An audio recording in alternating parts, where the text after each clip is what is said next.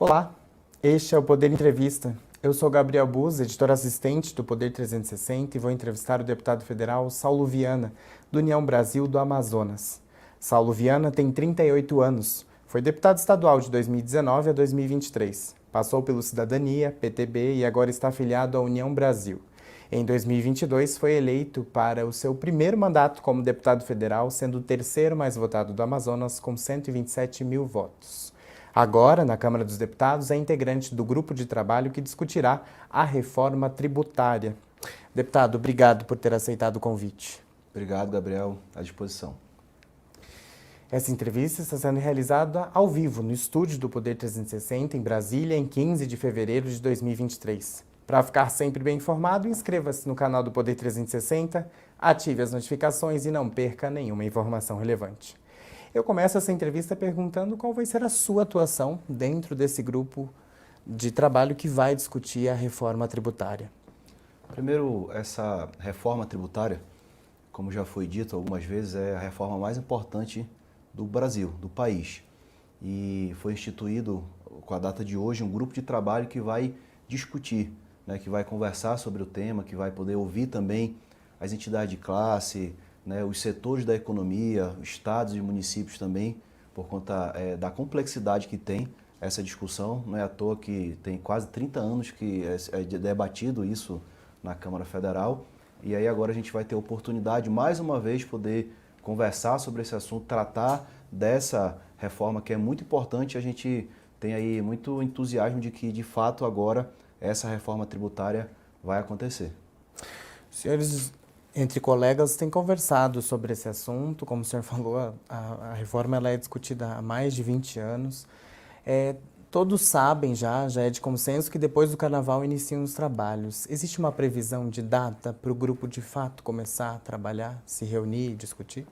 Hoje ela foi instituída oficialmente hoje, foi publicada hoje e nós temos um coordenador, que é o deputado Reginaldo do PT de Minas Gerais, e ele já sinalizou que vai convocar o grupo para poder ter uma primeira conversa, onde a gente vai criar a dinâmica de trabalho, quantas vezes esse grupo de trabalho vai se reunir, até mesmo para se dividir, para ouvir as diversas grupos e pessoas que devem ser ouvidos por conta desse tema de ser muito importante. E eu acredito que logo após o Carnaval a gente já vai ter a primeira reunião para ir traçar a dinâmica de trabalho e começar de fato aí a se debruçar sobre o texto, que é um texto muito complexo. Sim. Deputado, o senhor acabou de mencionar que hoje já começou a contagem, porque foi publicado. O senhor acha que 90 dias serão suficientes para, ao final, ter um projeto que seja de consonância com o que está na PEC 45, que trata da reforma, e com a proposta que será apresentada pelo governo para que seja tramitada na Câmara? A ideia, no primeiro momento, é que a gente possa usar esses 90 dias para que possa se chegar a um consenso de um texto final. Pode ser que não aconteça nos 90 dias, porque, como eu te disse, é muito complexo. Tem muitas pessoas que, naturalmente, vão precisar ser ouvidas sobre o tema. Sobre, por exemplo, os estados e os municípios, governadores e prefeitos, naturalmente vão discutir sobre isso. Tem vários setores da economia que todo mundo vai ser atingido por essa reforma e, naturalmente, a gente vai ter que ter aí muita paciência para poder ouvir a todos, para que possa chegar a um consenso, para que possa se construir um texto e, claro, também os outros deputados que não estão no grupo de trabalho, naturalmente também vão querer participar, vão querer debater sobre isso, para que a gente possa usar esses 90 dias, se não for possível 90 dias, mas o prazo que possa ser prorrogado, para que a gente chegue ao máximo de consenso para que esse texto chegue maduro até o plenário para que ele possa ser aprovado. O senhor acha que existe um prazo ideal? Se não os 90 dias, teria um outro prazo ideal? 120 dias? Eu acredito que no máximo em 120 dias, ou seja, até antes do recesso do meio do ano, acho que a gente já vai ter tido tempo suficiente para poder debater e chegar muito próximo desse consenso, que vai ser difícil ter um consenso, mas muito próximo desse consenso para que o texto esteja maduro para que seja votado. Então, eu acredito que não 90, mas no máximo 120 dias, eu acredito que é um tempo suficiente para que isso possa ser amplamente debatido. Deputado, o governo do presidente Luiz Inácio Lula da Silva tem pressa e tem elencado como prioridade aprovar a reforma tributária no primeiro semestre, pelo menos uma parte dela. O senhor acha possível? Eu acho que assim, existe um interesse da classe política no Congresso, tem um consenso referente à importância de se aprovar a reforma tributária. O governo já demonstrou em várias vezes, várias oportunidades, que também tem interesse e, inclusive, quer a maior celeridade possível, né, para que esse tema seja vencido na Câmara. É importante dizer que vai ser dividido em duas partes a discussão da reforma, né, tributária. Nesse primeiro momento vai ser discutido a questão do tributos de consumo, né? Então, assim, eu vejo que existe a possibilidade. É óbvio que o governo é o maior interessado e o governo também vai fazer a parte dele, né, de articular com a sua base, né, com os deputados, e inclusive vai se chamar naturalmente também para conversar prefeitos e governadores, porque os prefeitos e governadores também têm, muitos deles, influência sobre, né, sobre os deputados, sobre as suas bases políticas. Então, assim, esse consenso, essa busca, esse diálogo, essa conversa vai ser muito importante para que a gente finalmente consiga ter aí uma reforma tributária que não seja a ideal, mas muito próximo do que é ideal, para que a gente possa avançar nesse tema. O senhor falou da divisão da reforma e o secretário especial da Fazenda para a reforma, Bernardo Api, fala em dividir mesmo a reforma em duas. Primeiro, fazer uma reforma sobre o consumo e, posteriormente, sobre o imposto de renda. É nesse caminho que o senhor defende também que dentro do grupo de trabalho se discuta o tema? Toda certeza, até porque essa discussão, todas as discussões são complexas, mas acredito que essa discussão sobre o imposto de consumo é a mais complexa, é que vai demandar mais tempo para ser discutida, debatida. Então, dessa forma, é uma forma inteligente de dividir, para que a gente possa primeiro debater sobre a questão do imposto de consumo e aí, depois de uma vez aprovado, depois de se chegar próximo do consenso, aí sim de debater a questão, né, do imposto sobre renda, sobre, enfim, essa outra parte, que é uma parte também que, como eu te digo, também é complexa, mas vamos começar do mais difícil para o menos fácil, né? Então, assim, a gente vai começar primeiro pela questão do imposto de consumo e aí para poder avançar dessa outra parte da renda. Há uma grande discussão e há até quem defenda a unificação de até 6 tributos e a desoneração da folha de pagamento dentro da reforma. O senhor acha que é possível seguir por esses termos? Eu acho que um imposto único, eu particularmente acho difícil. Eu acho que é muito radical para um primeiro momento, para uma primeira discussão, chegar a um imposto único. A PEC 45, a chamada PEC 45, que é a que tramita na Câmara, que veio, que o governo, pelo menos o Bernardo Api, ele diz que é a que o governo escolheu para ser debatida, ela é muito radical, porque ela unifica todos os impostos em apenas um. E aí tem a questão, a particularidade dos governos, tanto os governos estaduais como municipais, que vão perder a questão da autonomia, né, das suas arrecadações, né? A PEC 110, que é a PEC que tramita no Senado, ela é mais flexível referente a isso, porque a ideia dela é de fazer um dual, né, de ter um imposto federal e ter um imposto estadual que vai juntar aos municípios. E aí a ideia do governo também é que possa se juntar as duas. A melhor parte da PEC 45, a melhor da PEC 110, para que seja feito apenas um texto, né, para que até chegue a um consenso, inclusive, nas duas casas, né? Então, assim, essa discussão é uma discussão que vai ser, com toda certeza, muito ampla, né? Ela mais uma vez eu reitero, ela é complexa porque mexe com muitos interesses, tanto da economia como dos estados e dos municípios.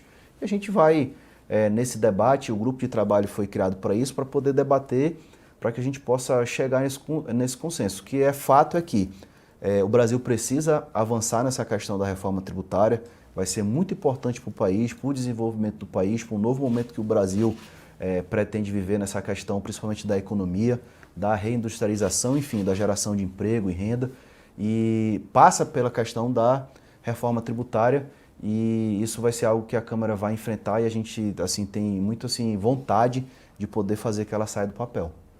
Então, só para esclarecer, na PEC 45 tem 5 impostos que seriam simplificados em um. O senhor acha que isso é inviável nessa discussão desse momento? Eu acho difícil por conta, como eu estou te falando, por conta da questão dos interesses dos estados e municípios, né? Porque hoje os municípios têm o seu imposto, que é o ISS, que é uma arrecadação própria, o percentual, né? Cada município, o máximo é 5%, cada município, dependendo da atividade, ele tem ali a forma de poder diminuir isso, inclusive para incentivar, né? Os estados têm a questão do ICMS, que também cada estado, dependendo da faixa etária e do grupo de produtos também, ele pode mexer.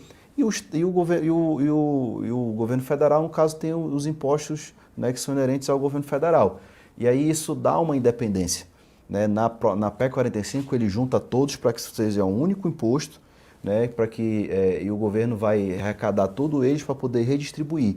Aí tem a discussão de aonde vai ser cobrado, se é na origem ou é no destino, né? Isso tem alguns estados que naturalmente dessa forma, tem uns estados que serão muito beneficiados, que é os grandes centros, onde é o grande centro consumidor, e tem estados menores, como por exemplo o estado do Amazonas, será um estado que será prejudicado, né, porque tem um consumo muito menor por conta de uma população menor. É um estado que produz muito, mas que consome pouco. Então essas distorções na PEC 45, acho que precisam ser debatidas para que a gente possa chegar ao entendimento. Tem a questão, por exemplo, dos incentivos fiscais.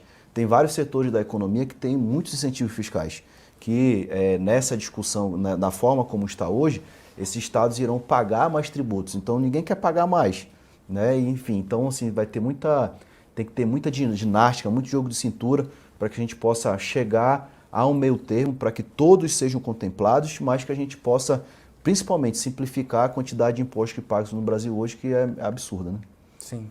O senhor mencionou o ISS, de fato a Frente Nacional dos Prefeitos já se manifestou sobre isso, falando que é contra, né? Queria discutir uma forma de o ISS não sair, não ser extinto e abrangido nos outros 4 impostos que virariam 1. É possível manter o ISS, o senhor acha? Eu acho que precisa ter uma outra solução para essa questão do ISS. Talvez o que é colocado na PEC 110, que é de ter 2 impostos, um federal, um estadual que vai englobar aí o ISS, talvez seja uma alternativa, não talvez a que naturalmente os prefeitos querem, mas que ela seja um meio termo, né? Eu acho que é fato que a gente precisa diminuir, né, a quantidade de impostos que tem no Brasil hoje, a gente precisa simplificar isso é bom para uma série de fatores da economia. Talvez manter o ISS não seja uma alternativa, mas talvez de ter 2 impostos talvez seja a melhor solução para que todos sejam contemplados e as perdas que terão que sejam mínimas, né? Sim. Então, o senhor mencionou a questão de ainda ser indefinido onde seria arrecadado esse imposto, se na origem ou no consumo, e há uma preocupação de alguns setores com relação ao setor de serviços, em aumentar impostos para o setor de serviços com a reforma tributária. Como o senhor avalia essa questão? Da forma como está na PEC 45 vai aumentar, né? Porque o setor de serviço, e aí claro que cada serviço tem uma porcentagem, mas o máximo que você paga do imposto sobre serviço é 5%, e aí você paga os outros impostos federais, ou aí dependendo do ramo de atividade, né, o empresário chega aí a pagar no máximo 12% de imposto. E aí, da forma como está, todo mundo vai se igualar, todo mundo vai pagar, né, ali entre 25% e 26%, ou seja, tem um aumento, né, da carga tributária e no caso do serviço, naturalmente, o empresário ele vai repassar isso para o consumidor, né, para quem adquire o serviço, né, ou seja, então essas distorções hoje, esse percentual mínimo aí é que a gente tem que discutir para chegar até um denominador final que vá contemplar, como eu disse, a todos, não ter um aumento excessivo, né, da carga tributária, porque as pessoas, e para o entendimento da grande maioria da população, quando a gente fala de reforma tributária, as pessoas entendem que vai diminuir os impostos, como na verdade não é bem isso, né? O que vai diminuir é a quantidade de impostos que são, né, que o consumidor, que principalmente o empresariado paga. A gente vai simplificar e a carga tributária não vai ser diminuída, né? Que essa é uma outra discussão, né, que a gente precisa avançar para poder, principalmente a economia poder ter a competitividade, pagar menos impostos, e aí isso vai de encontro a uma outra questão que ela deve ser debatida logo em seguida, que é a questão da reforma administrativa, que é que a máquina pública possa diminuir a sua despesa, né, para com uma arrecadação menor ela possa manter a eficiência, manter os investimentos, mas que a população como um todo pague uma carga tributária menor. O senhor acha que a discussão final da reforma tributária, daqui a uns meses, quando de fato for a votação, pode abrir espaço para aí, depois disso, se iniciar então um diálogo em relação à reforma administrativa? Ela vai ter que ser natural. Não tem como a gente discutir apenas a reforma tributária sem que logo em seguida seja debatida uma reforma administrativa. Ela também é necessária para o Brasil, né? Hoje, o custo Brasil, que a gente chama, o peso da máquina pública hoje é muito pesada, né? Isso, infelizmente, ela nem toda vez ela devolve em eficiência, né? Tem um custo muito alto que nem sempre tem a eficiência dos serviços públicos que são oferecidos à população. Então, assim, a gente precisa diminuir esse custo, aumentar a eficiência, e aí a gente vai ter, juntando a reforma tributária com uma reforma administrativa, aí sim a gente vai ter muito próximo do que o Brasil precisa para, de fato, poder deslanchar na questão do desenvolvimento, do crescimento de PIB, da economia, emprego, renda, e aí a gente ter um país mais justo para todos, né? Sim. O senhor já deu declarações de que sua prioridade será defender os interesses da Zona Franca de Manaus dentro da reforma tributária. O que, na sua visão, não pode ser alterado em relação à tributação na região? O que acontece, assim, o estado do Amazonas, eu vou falar aqui olhando pelo estado do Amazonas, que é onde eu represento, né? O estado do Amazonas, diferente de outros estados que têm incentivo fiscal, só tem uma matriz econômica, né? A única matriz econômica que nós temos é a Zona Franca, que é a indústria. A Zona Franca de Manaus gera 100 mil empregos diretos e 400 mil empregos indiretos, ou seja, uma população de 4 milhões e meio de habitantes, nós temos 400 mil empregos gerados através da indústria, né, que também produz para o Brasil inteiro, né? Então, assim, a Zona Franca de Manaus ela tem uma importância muito grande. Quando ela foi criada lá há mais de 50 anos atrás, ela foi criada como um modelo de desenvolvimento regional para ocupar aquela região da Amazônia e para trazer desenvolvimento para aquela região. É um modelo exitoso, né, que dá realmente uma contribuição muito grande para o Estado brasileiro, porque a Zona Franca de Manaus ela não é nem incentivo fiscal, porque ela é constitucional. Logo, se ela é constitucional, você não está dando incentivo fiscal. E tudo que o governo renuncia, que é aproximadamente 38 bilhões por ano, retorna em impostos para o governo federal, né? O Estado do Amazonas ele gera muito mais receita do que ele renuncia, no caso, para manter esses empregos da Zona Franca. E a principal contrapartida, que é a questão da manutenção da floresta amazônica em pé. Lá no estado do Amazonas nós temos 95% da floresta em pé, por conta desses empregos que são gerados, por conta dessa condição que é dada, né, tanto o governo com o que arrecada para poder investir no estado, no interior principalmente, como dos empregos gerados para que a gente não tenha que, o homem e a mulher do Amazonas não tenha que partir para o extrativismo, de explorar, né, no caso, a nossa floresta, e por isso que é importante esse olhar, para que a gente possa, dentro do grupo de trabalho, levar qual é o retorno que a Zona Franca de Manaus dá para o estado do Amazonas e principalmente, né, para o país. Sim. O senhor falou que a PEC 45, a proposta como ela chegou na Câmara, ela é um pouco radical. E o presidente da Câmara, Arthur Lira, afirmou que o Congresso vai aprovar uma reforma possível, mas sem mudanças radicais. O que o senhor analisa como possível e necessário para essa proposta? Eu vejo como o possível é que a gente possa poder contemplar todos os setores da economia, o empresariado, né, as indústrias, as empresas, os setores da economia que são importantes para o Brasil, e aí como, por exemplo, o agronegócio, né, que é muito importante para o Brasil é um grande exportador, né, a nossa balança comercial ela tem superávit todos os anos por conta do que o Brasil exporta, e é um setor que tem incentivo fiscal, né, como também da questão dos estados e municípios, né, da arrecadação que é gerada através, né, tanto do ISS como do ICMS. Então, toda essa dinâmica que precisa ser criada, todo esse trabalho que precisa ser feito para que a gente possa atender ao máximo possível todos os setores, para que a gente tenha assim, uma simplificação, né, dos tributos cobrados hoje no país, mas que a gente também possa ajudar todos os setores, né, contemplar todos os setores, e isso que eu vejo como uma reforma possível, que a gente não vá ser muito radical nessa mudança, né, para que a gente não venha a prejudicar e também que não aumente essa desigualdade que hoje tem no nosso país, que esse é um outro ponto que a reforma tributária também ela será importante para que a gente não tenha, não seja muito radical nessas mudanças e a gente aumente essa desigualdade que existe hoje, né, dos estados, principalmente dados os estados que têm uma menor população, que têm menos oportunidades, né, com outros estados que já têm uma grande população e têm muitas oportunidades, e também contemplar essa questão principalmente para que os estados e os municípios mantenham, né, suas arrecadações para que continuem sendo feitos os investimentos que são necessários. Saúde, educação, segurança pública, setor primário. E aí a gente, tendo essa questão desse diálogo, né, e contemplando todos, a gente vai ter uma reforma possível. Certo. Deputado, falando um pouco agora sobre o senhor e a sua trajetória política, o senhor foi alvo de prisão ao ser investigado por corrupção ativa e passiva e crime eleitoral logo após ser eleito em 2018. Ficou só 5 dias preso. Depois, em 2021, o senhor foi alvo de busca e apreensão da Polícia Federal por fraude à licitação, peculato, lavagem de dinheiro e organização criminosa. O que o senhor tem a dizer sobre essas investigações contra o senhor? Primeiro, Gabriel, eu quero te agradecer, né, por essa pergunta, que é importante para que eu possa esclarecer, né, tanto para o meu eleitorado, para as outras pessoas, tudo isso fatos que aconteceram.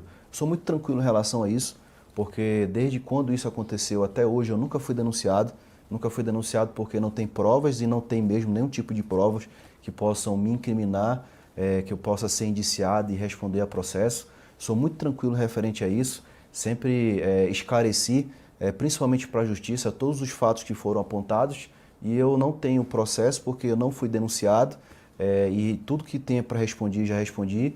Isso é algo que eu fico muito tranquilo para poder falar desse assunto, não me constrange nem um pouco porque tenho, né, a plena consciência da minha inocência e, como eu te disse, reafirmo, não tenho nenhum tipo de processo e não fui denunciado porque não tem nenhum tipo de prova para que possa me incriminar em tudo que eu fui acusado.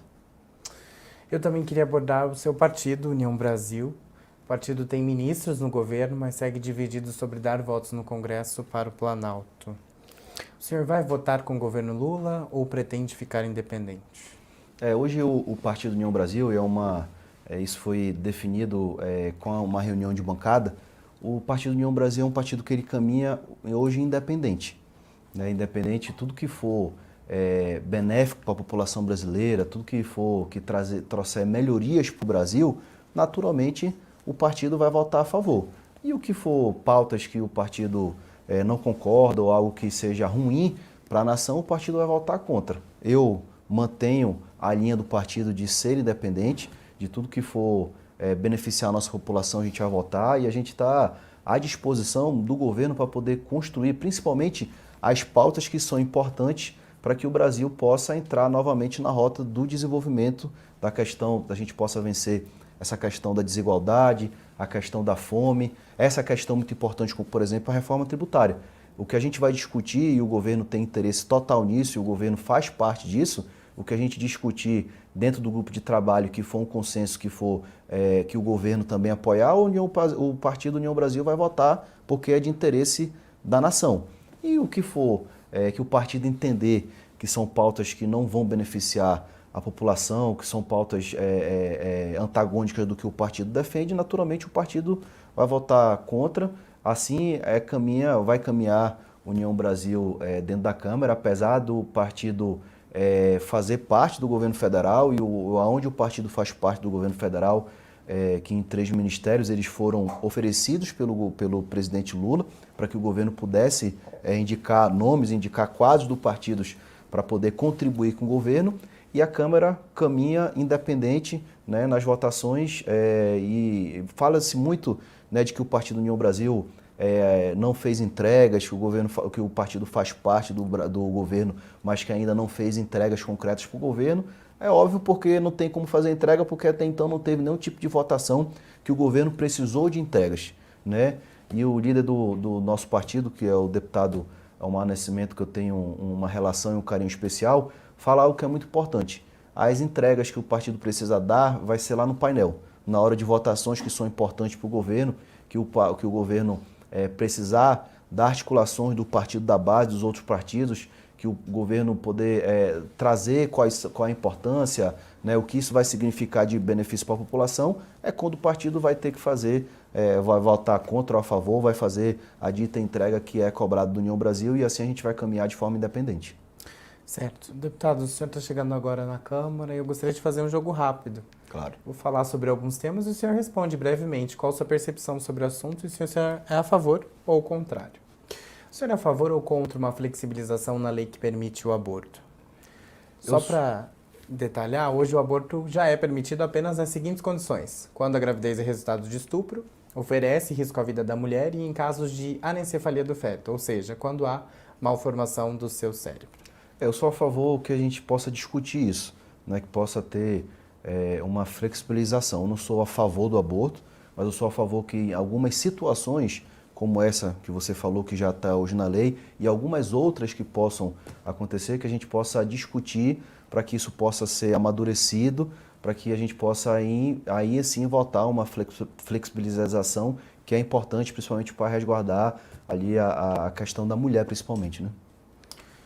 O senhor é a favor ou contra a legalização do uso recreativo da maconha, como está ocorrendo em vários países da Europa e também em vários estados dos Estados Unidos? Nesse momento eu sou contra. Eu acho que o Brasil ainda não tem maturidade para ter aí avançar nessa questão aí da liberação de uso de maconha. O senhor é a favor ou contra cotas para minorias nas universidades? Eu sou a favor. Eu acho que é importante para que a gente possa... o Brasil é um país muito desigual, né? Infelizmente a gente tem por muitos anos acentuada essa questão das desigualdades. Eu acho que a questão das cotas vieram para poder diminuir essa desigualdade, essa diferença que tem, e eu sou a favor. O senhor é a favor ou contra privatizar a Petrobras? Eu sou contra. A Petrobras é a maior empresa brasileira, né? Isso, inclusive, é uma questão de hegemonia nacional, né? Ela é uma empresa que vem dando anos após anos aí muito orgulho para os brasileiros, né? E eu acho que nós não temos a necessidade de privatizar uma empresa, principalmente que opera no azul. O senhor é a favor ou contra privatizar o Banco do Brasil ou a Caixa Econômica Federal? Também sou contra. Eu acho que também são outras questões, outras pautas que os bancos, esses bancos públicos, eles não têm a necessidade, né, de serem privatizados, uma vez que o mercado brasileiro é aberto. A gente tem vários outros bancos, inclusive internacionais, que operam aqui, e eu acho que isso é um patrimônio também do povo brasileiro. O senhor é a favor ou contra as regras das leis trabalhistas, a CLT? Eu sou a favor, mas eu acho também que a gente pode avançar nesse debate, né? Esse posterior, claro que muito importante hoje na ordem de prioridade é a reforma tributária, no segundo momento a reforma administrativa, e aí a reforma trabalhista é uma outra discussão que ela já foi discutida antes, e acho que tem outras pautas que a gente pode avançar nessa questão da reforma trabalhista para que o Brasil possa também... Isso vai ajudar, inclusive, no desenvolvimento do país. O senhor falou e a gente conversou aqui sobre a reforma administrativa, o senhor se mostra a favor. Mas o senhor é a favor de uma reforma administrativa que torna mais fácil a demissão de funcionários públicos?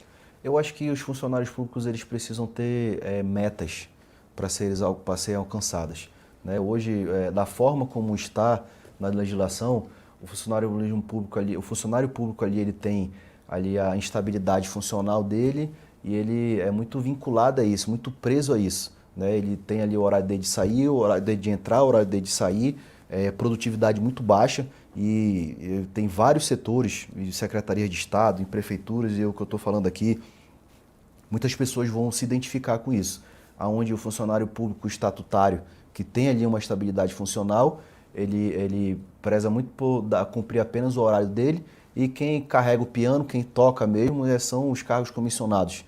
E muitas das vezes o cargo comissionado recebe muito menos do que um estatutário para poder fazer o trabalho de um de dois estatutários. Então, sim, eu acho que é importante nessa questão da reforma administrativa para que todos do serviço público, seja estatutários ou seja comissionados, que eles obedeçam critérios de produtividade, né, para que a gente possa ter um serviço público mais eficiente, porque a reforma administrativa ele vai muito de contra isso. Você vai diminuir a despesa, mas você obrigatoriamente precisa aumentar a eficiência e essa questão aí de que a gente possa implementar a questão de produtividade, isso vai com toda certeza fazer com que aumente a eficiência do serviço público.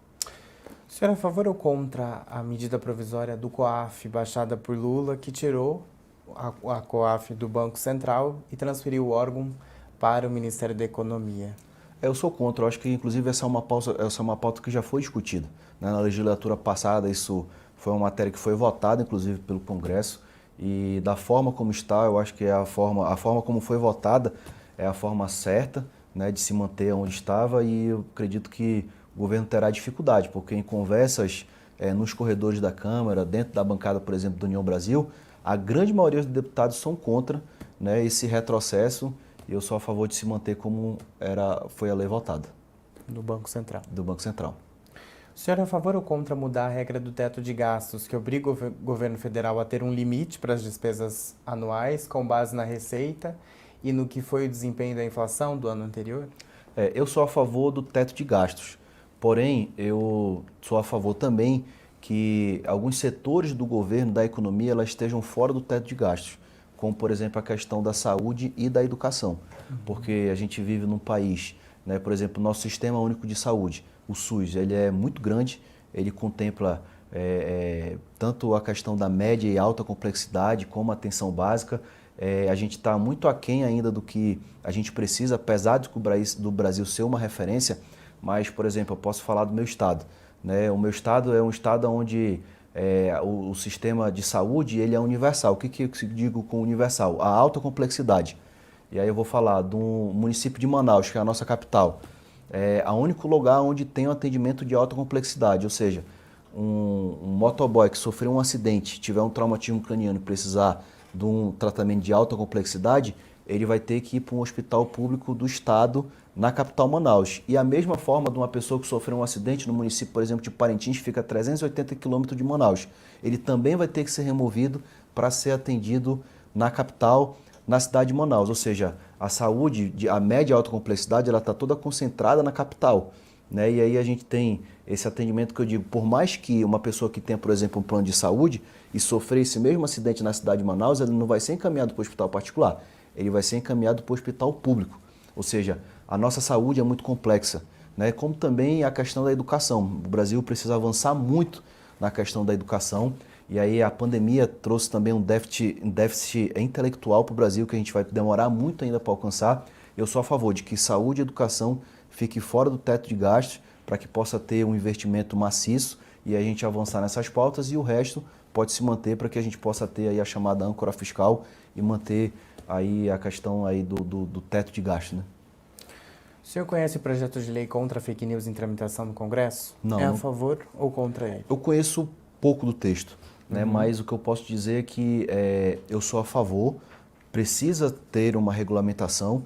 Outros países já avançaram muito nessa pauta e isso não é regular, né? Isso realmente é que a gente tenha ali um mínimo para que você possa combater, principalmente a disseminação de notícias falsas que são muito prejudiciais, né? Hoje você faz uma fake news e espalha em um grupo de WhatsApp e tem muitas pessoas que consomem aquele tipo de informação que dá aquilo como verdade e a gente já teve vários problemas no Brasil, né, referente a isso. Então eu sou a favor de que a gente possa avançar nisso também. Agora, na sua avaliação, o que precisa ser alterado na segurança pública? O senhor é a favor do chamado excludente de licitude? Sim, eu acho que essa é uma outra pauta que o Brasil precisa avançar também, né, nessa questão da segurança pública. Não existe um projeto de Estado para a segurança pública do Brasil. É importante que o governo federal também atue na questão da segurança pública. E aí eu posso te falar, por exemplo, de uma questão aqui, a segurança dos rios. Por exemplo, o rio do estado do Amazonas ele não tem nenhum tipo de segurança.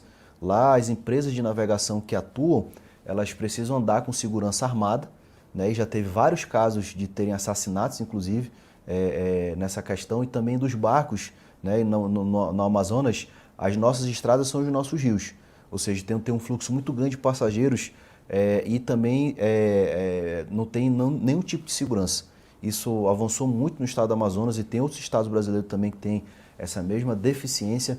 Então, a atuação do governo brasileiro com política de Estado para a segurança pública, para ajudar os estados nessa questão da segurança pública é muito importante. Deputado, o senhor é de um estado amazônico, está inserido dentro da floresta amazônica e a minha última pergunta é sobre o meio ambiente. Como promover a preservação e, ao mesmo tempo, o desenvolvimento da Amazônia? É possível? Uma das alternativas, inclusive, recentemente, né, o presidente Lula teve com o presidente dos Estados Unidos. E um dos assuntos que foi tratado foi a questão da preservação, né, ambiental, da preservação da floresta. Uma das formas da gente poder manter essa preservação ambiental, por exemplo, é o que acontece no estado do Amazonas com a Zona Franca. Né? Esses incentivos fiscais que são dados para a Zona Franca para que o homem e a mulher do Amazonas possam ter oportunidade de emprego, o Estado possa ter capacidade de arrecadar para poder investir nas pessoas, né? E nos investimentos necessários na infraestrutura dos municípios do interior, é uma forma prática que a gente tem de poder preservar, né, o meio ambiente, de poder manter a nossa floresta em pé. E também a preservação ambiental, ela não vai de encontro à questão do desenvolvimento. Tem forma de você poder também desenvolver, e aí eu posso citar também no estado do Amazonas várias oportunidades que o estado do Amazonas tem de desenvolver sem precisar de matar, como por exemplo o projeto do potássio, que tem no município de Altazes, que é um município do interior do Amazonas, próximo da capital Manaus, que nós temos lá uma planta de potássio, que até hoje ainda não avançou, por estar uma parte desse platô que vai ser explorado está dentro de uma reserva indígena, né? Licenciamento de instalação, ele já foi dado, licenciamento ambiental de instalação. Isso é uma pauta porque a forma como vai ser explorado, a tecnologia que é usada, ela não degrada o meio ambiente. Ela é uma tecnologia nova, que inclusive na superfície da onde vai ser feito essa exploração, nada vai ser mexido. Vai poder se manter da forma como está hoje lá, mas vai trazer a questão do desenvolvimento do estado do Amazonas, geração de emprego, renda, né, arrecadação para o estado do Amazonas, e vai ajudar o Brasil, como por exemplo na questão dos fertilizantes, porque uma das matérias-primas é o potássio e o Brasil exporta hoje 80% do que consome, e só lá no estado do Amazonas a gente tem condições de produzir 20% do que é a capacidade que o Brasil consome todos os meses, e é uma forma da gente poder avançar atrelado à questão do desenvolvimento, mantendo a preservação da floresta. Chega ao final esta edição do Poder Entrevista. Em nome do Jornal Digital Poder 360, eu agradeço ao deputado Saulo Viana. Obrigado, muito obrigado pela oportunidade, obrigado por todos que nos acompanharam. A gente está sempre à disposição para poder debater sobre o Amazonas e sobre o Brasil. Agradeço também a todos os web espectadores que assistiram a este programa. Essa entrevista foi realizada ao vivo no estúdio do Poder 360 em Brasília, em 15 de fevereiro de 2023. Para ficar sempre bem informado, inscreva-se no canal do Poder 360, ative as notificações e não perca nenhuma informação relevante. Muito obrigado e até a próxima!